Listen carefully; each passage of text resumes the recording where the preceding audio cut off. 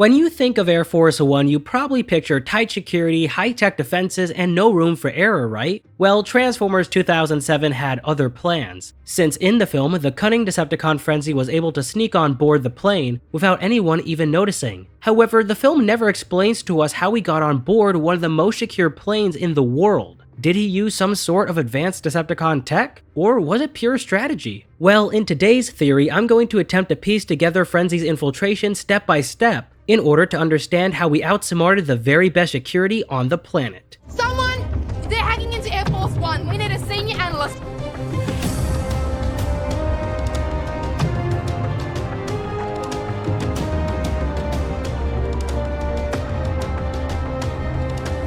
Alright, so the first thing that we need to figure out is why the Decepticons decided to send Frenzy on a mission to infiltrate Air Force One. And well, it all stems from Blackout's failed mission. As we know at the beginning of the movie, Blackout travels to the US SOCs and Forward Operations base in Qatar, with his mission being to link up with their military server and download its files in an attempt to find information on Megatron's whereabouts. However, unfortunately for Blackout, his plan was literally cut short when the commander of the base, Colonel Sharp, cut the physical hard line to the server, preventing Blackout from getting all the data he was after. And so, with Blackout's mission compromised, the Decepticons found themselves empty-handed. They still needed critical intel on Megatron's location, and they couldn't risk another failed attempt at a military base. Since the US government had responded to the Qatar attack with full force, Blackout's assault was an event that activated every military and intelligence resource available. And with the US deploying battle groups to the Persian Gulf and Yellow Sea, the stakes couldn't be higher. US forces were on high alert, tirelessly anticipating another hacking attempt on their military network,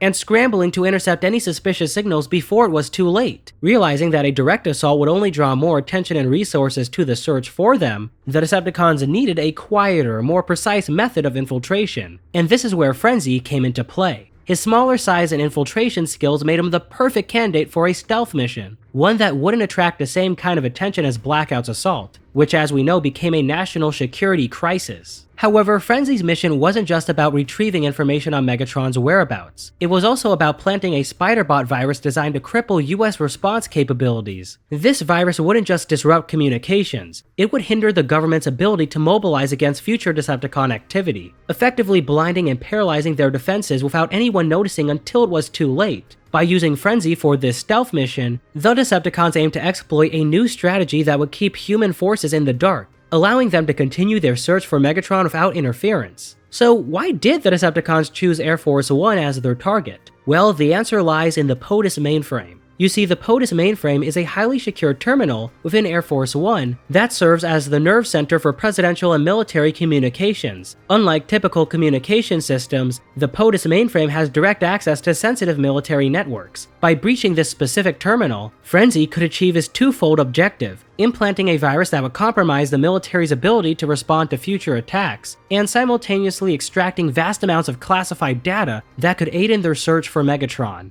Now, the film never explains to us how the Decepticons learned about the POTUS mainframe. However, my theory is that they were made aware of it thanks to the data that they acquired from Blackout's hack. So with that said, the question is, how did Frenzy infiltrate Air Force One? And well, there is a multitude of ways that this could have went down. However, his initial appearance in the film provides us with a significant clue. When we first see Frenzy, he's in his boombox mode, cleverly hidden under a seat occupied by a Secret Service agent. Based on this, I theorize that Frenzy did not simply sneak onto the plane on his own, but instead was brought aboard by this agent, who unknowingly carried him in as just another piece of technology. Furthermore, I believe that this agent in-universe owns Frenzy, and the reason I say this is because in this scene, Frenzy is positioned on top of this laptop, which is highly likely to be owned by the agent. So now knowing how Frenzy got onto Air Force One, we need to figure out how the Secret Service agent came into possession of Frenzy without knowing he was a Transformer. And well, there are many ways this scenario could have played out, but here's what I believe most likely happened. Thanks to Blackout's hack, the Decepticons gained a treasure trove of sensitive information.